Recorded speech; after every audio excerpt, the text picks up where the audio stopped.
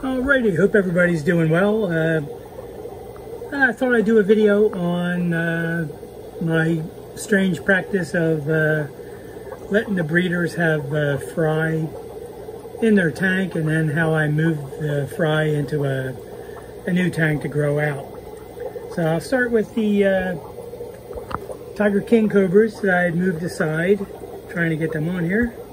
They're really coloring up nice. It's only been probably about 5-6 days since I did the last video, and they've colored up quite a bit. Plus they've been in this tank for 5 or 6 days now, so they're not as jumpy. But very happy with these.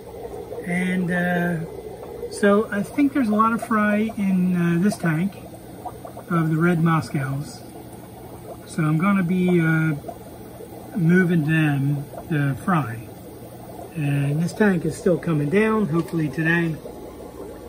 And this one, I am starting the process of moving out the fry. There's a lot of them in there. Each of the females has dropped fry except for one. Not going to keep waiting because there's a lot of plants in there, but believe me, there's a lot of fry in this tank. I think they're in the back there. So what I do is I took this tank down to halfway. I'm going to siphon out probably about half of this water. And, uh-oh, fish room butler has been activated. Uh-oh. Thank you. Alright, so this is the white bucket that I use. And, so half of this water is going to go into that bucket. I'm going to take the plants out and put them in the bucket first, and then it'll be nice and easy to take this tank, put it on top of these two 5-gallon buckets. They're actually filled with water, aged water, and then I'm going to net out the adults, and then just take what's left of the water and dump it into this tank, which has been prepared already for the new fry. And that's a 10-gallon tank. So, yeah, that's the plan anyway. So what do you call a zombie who doesn't joke around? Dead serious. Dead serious. Oh, God, that's awful. But it's probably true. And some other stuff while I'm here. This is just a tank of fry. It's already happened with this 10-gallon tank I set up, and these are all black panda fry, and they are from these black panda breeders.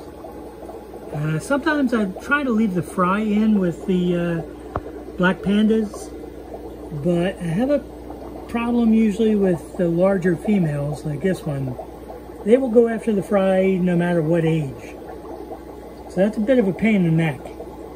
So I keep a lot of plants in there so I can get a chance to actually get the fry out.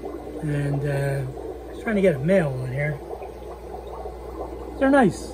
So I'll be selling these, probably try to get them on Aquabid. If you're interested in them prior to that, just let me know.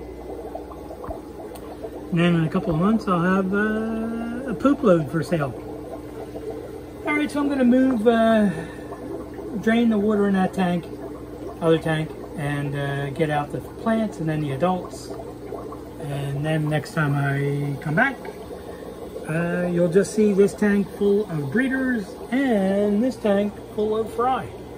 Alright, be right back. Alright, believe it or not, that only took 5 minutes. And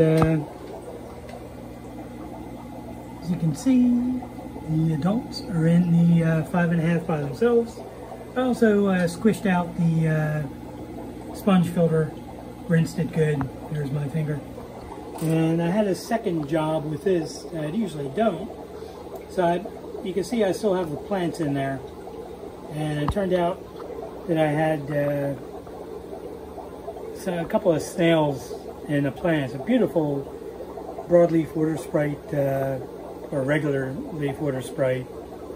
And I can't stand having snails in the tank, so I swirled it around inside this bucket And until I got all the snails off that I could see, there's probably still some more, or eggs, but I also cleaned the tank with a sponge and got off any eggs that may have been on there and on the filter.